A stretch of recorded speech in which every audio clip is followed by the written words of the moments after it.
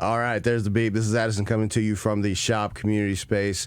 I'm here with Mr. Floyd from Coats Erwin Middle. And real quick, this podcast is sponsored by Move Chiropractic. I reckon y'all are tired of the insurance companies telling you what hurts and what don't. They must have got schnookered off a few too many brewskis, for crying out loud. Tough tomatoes and government cheese for them. We make things simple here at Move Chiro. We'll work it out, and then we'll work it out. And don't worry, we're not too spendy either. Located at 149A Logan Court, Andrew. You can also find us at www.movechironc.com or drop us a call or text at 984-355-3587. If I had my druthers, I'd drop Dave a text. Give us a call. Move Chiro. Now the plug is done. We're back here with Mr. Floyd. Mr. Floyd, you are the science teacher, correct? Well, it's not really science. I fall under the column of career and technical education. Okay. And then what I teach is what I consider the STEM lab. Okay. Or they'll consider it the careers lab. Okay. With that. So kind of like how they used to have auto shop and wood shop. Right. So think of that, and then they just pull a bunch of careers together and pull it all in one place.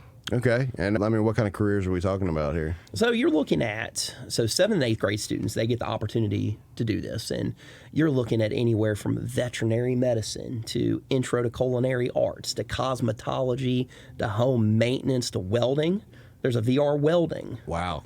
That we've got in there. It's a cool simulation. VR welding. Okay. Yeah, VR welding. So you have like the welder's mask on, and you put the phone in and you get the setting set up, and then you have a couple blocks that are there, and you got 3 different settings with the blocks.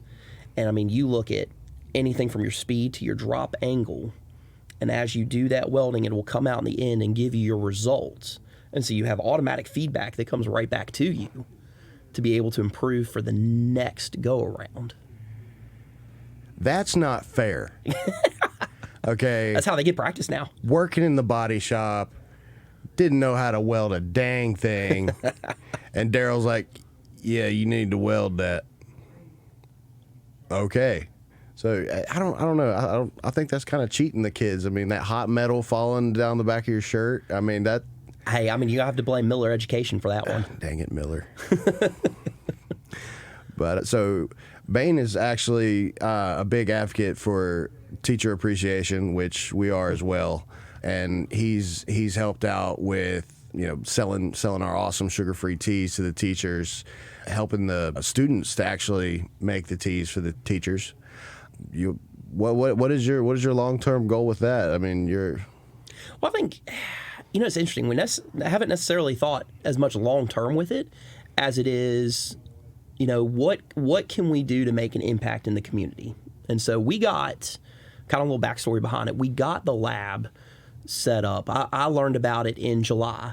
When I was coming back from Asheville, my principal called and said, hey, by the way, your curriculum's changing. And the first thought I had was, well, this is normal. I mean, I'm kind of getting used to this by now. Of course, you get comfortable with something and then go through. So did that, went to a workshop in September. And when I went to that workshop, the first thought I had in my mind was, okay, well, now I'm going to teach keyboarding. I'm going to teach coding. I'm going to add this in there. It's like, oh, well, y'all set me up for failure. Hated that workshop. Ooh. I mean, was probably the biggest jerk you could find. Like, just looked at everybody and said, this sucks, this sucks, this sucks, this sucks. They even put it in November. They installed the lab, and I still kind of looked, and I'm like, well, this sucks, this sucks, this sucks. And this is, I then learned at that point, oh, you're just teaching this lab for 7th and 8th grade. It's like, well, that's better. I sit down and have the meeting, look at that. It wasn't until the kids got involved that they were like, okay, this is kind of cool. I started to sit back and it's like, okay, if the kids enjoy it, I'm going to enjoy it. Fast forward, and we'd already had started the tea runs, and, it already done pretty good. 10 to 15 teas, every other week that was coming out to teachers, and something that they had done previously, but we were able to get All Good and Healthy involved. And we appreciate it. Oh, yeah, absolutely. And so then the cycle comes through, and I'm sitting here thinking, I was like, okay, watch y'all make the teas. It's like, why can't the kids do something like that? And sitting here getting a tea that like one random morning, sitting there getting a tea, and I was like, now wait a second, like, what can we do to get Brittany to the school? Right. And get Brittany to school. Brittany is like, how can we transfer this over? And she just right there. And I was like, well, I just take this, and you need a crock pot full of warm hot water. And it's like, let's try it. So just out of nowhere, we tried it. And because the kids were making it, I sent an email the Monday before and said, I need your help. That was the subject line. I need your help. Said, I'm trying something different. We need some orders to be able to make it happen. And so what was normally then a like 10, 12 order, I told her, I was like, yeah, we'll probably have like 15. Try 30. Yeah. So we had 30 teas, and I went, well. So if you came in that week and we didn't have your ingredients, it's his fault. Yeah, I'll take the blame for that. But I gave gave the heads up. It's like, hey, so Brittany, let's try 30. Like, I think we'll be busy. And experimented with it, and kind of like the theme of what's been going on with that lab is where I was like playing. And it's like, well, this could happen. It ran smooth as all. And so Brittany goes in there, and I mean, I think I turned away for a good solid 10, 15 minutes because they're just going back there, and you watch Brittany teaching the kids how to make these teas, but then the other kids were going out and hand delivering them to the teachers, while we had these sticky notes that were there as well as like, thank you for supporting us, and their name. And before you know it, that had grown through and gone there. 2 weeks later, we do a tea run and 25 teas. I was like, you've got to be kidding me. That's awesome. And so it's like, I watch my Venmo go up. It's like, okay, it's gone up. And it's like, well, crap, I have to turn around and give that all back. Because it's something like, I don't make a profit. In fact, I think I actually lost money on it. Oh, and it's like, okay, that's great. That's fantastic. But then turn around and have 25 teas. And it's like, okay, like now we've given a couple $100 back to a local business that, you guys need to benefit off of. But now teachers are happy, and there's a service. There's a service that's happened. There's morale that's being boosted. There's something that they really enjoy.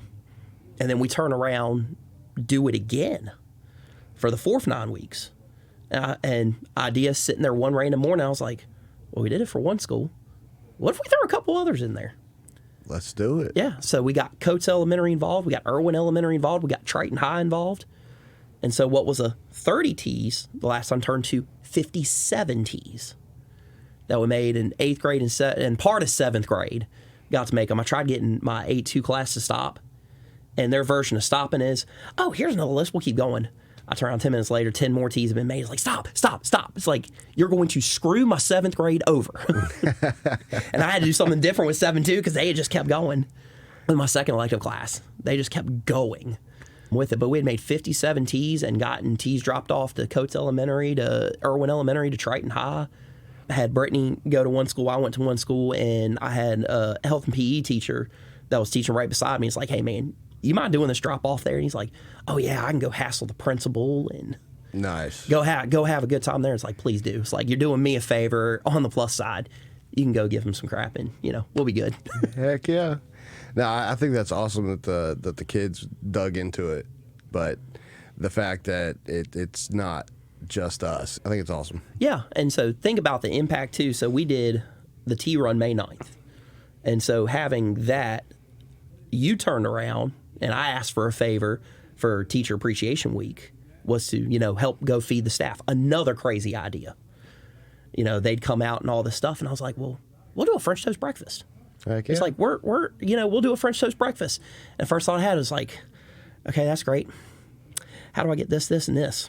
And I think I even walked around the grocery store and I put together a budget, and I was like, ooh. Yeah. It's like I just came up with a near $400 idea, and I need $400 to play with. And so then, because the tea runs are done, you were gracious enough to provide the bread, provide the sausage, which was the big stuff of it. Oh, by the way, the sausage is Lee's Fresh Market. Oh yeah, my word! I mean, we were talking about it. You were like, we can just get some breakfast Johnsonville breakfast sausages or something like that too for teacher. I was like, no, this is for the teachers, man. And I'd actually never been to Lee's Fresh Market. Free plug for you. But I called him. I said, hey, I need 80 breakfast sausages. And he's like, well, when do you need them by? And, she came out with a shopping cart full of, so I was like, holy crap, those things are huge. Yeah, I can't imagine seeing from the shopping cart compared to what I saw just in the box and looking over. It was like, oh. Yes. Like, took that, like, sent a shot. My principal was like, oh, by the way, this is what we're cooking. That was awesome. I think we needed 72, and I went ahead and ordered 80 because I had to try it out, and that was some good stuff, man. Yeah. I still got 2 of them at the house. I'm saving them. I'm gonna make them tomorrow, Sunday breakfast. That's actually okay. So we're on the same pattern there because we ended up with 10 left. Oh, so they've been nice. sitting in the freezer and they're defrosting. Oh no. So they're sitting there defrosting now, but I mean we ended up pulling off that so Lee's Fresh Market for sausages. You got the bread that we needed. Thank you, Brittany, by the way. Oh, that was Brittany. Okay, I didn't know that. She did the legwork. She did the legwork. She braved the Walmart. No, I had no idea. Okay, thanks, Brittany. But yeah, so we had that. I had a lot of the other ingredients already that was there to go make that. And then Meg, my wife, which, by the way, she teaches at the same school, can't get away with anything there anymore. Can't get away with anything. We went to Ogburn Farms, and we went and hand-picked the strawberries. Nice. For everything. So they ended up with, sliced French toast. We ended up with half a sausage because we were trying to get cook time down just a little bit. We're trying to get cook time down, and then with strawberries. And so we ended up with a French toast breakfast sponsored by All Good and Healthy that we were with 1 electric griddle and 4 skillets. Fed the entire staff. Ended up feeding all of my 8-2 class. Ended up feeding most of my 7-2 class. And then I turned around, still had ingredients. We did stuff for 8-1, finished off the rest of the sausages, did stuff with 7-1. Nice. All that, did that all in an hour and a half time period for Teacher Appreciation Week to be able to give back to the community. So to kind of go back to the question you asked of what we're looking at long term, I don't know if it's as much looking at long term as looking at next year. Mm-hmm. We're going to try a fundraiser to get a gas griddle. Okay. So thinking like a Blackstone or a Weber, to have that. And so we have that. The impact on my students is we can showcase them. Yeah. But the bigger impact is within our immediate community, be able to have more ideas and have another fundraiser tool that's easy and accessible, but something that can help immediately with Coats Erwin Middle. So looking at, one idea one of them our technology specialists had was a breakfast for supper.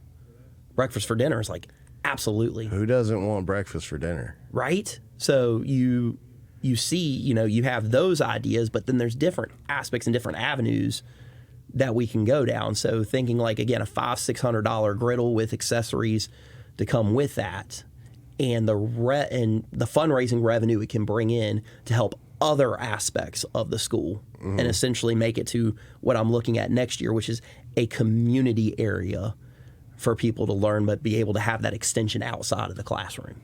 Teacher appreciation, community, all of it. Right. It's exactly. awesome. And have that come out of one spot and highlight the students, give the students an area to show that pride off, be able to do what they do best, which is helping others and being humble about it and showcasing their skills and what they've learned in the classroom to be able to have practical application. That's awesome, man. And I couldn't be a teacher, so props to you, man. I'm sure I'd have some charges if I tried to be a teacher. I just go have it. I have a good time, and it helps. I will say this: it helps because I was teaching in Wake County and moved from Wake County to Harnett County. Mm-hmm. It helps that Harnett County, for as small and I shouldn't even say small, medium sized as it is, that they give you really a lot of opportunities to be able to have like the autonomy, not over just your classroom, but the autonomy over your program and to really support what you're doing. And something that's so different where I'm so thankful with Harnett County that I can just go have fun. Right. I don't think of it as a job. I can just go have fun. I mean, again, I have a wonderful principal in Sharon Johnson over there and Cynthia Swaim, who's the assistant principal, that allows just those opportunities, and I come with a plan, and it's more times than not, yes, let's go make this happen. That's and awesome. Do that and just let me have a good time and be me. Do you have a name for this effort? We should come up with a name for this effort. I mean, as far as I'm concerned, it's the Community STEM Lab. All right, the Community STEM Lab. If you are interested in donating to this, I'll put a link below. It's showing appreciation for our teachers, community development, teaching these young kids something else besides what comes down from the Board of Education. And I miss anything? No, you didn't. I'm working on a community list now to have some extra supplies of stuff that's there. But I think the big one we're going to be working on to try to get towards the first 9 weeks of school is really is the gas griddle, to be able to, again, give another different avenue for others to be able to fundraise, but for my kids to be able to have that extension out and showcase their skills. That's awesome, y'all. All right, well, this has been the Shop Community Space, coming to you with Mr. Floyd here at Harnett County Schools, making a big difference for our community and teacher appreciation. Appreciate what you do, man. And y'all, Andrew, take care. Catch you next time. Yeah, thanks for having me, man. Yes, sir.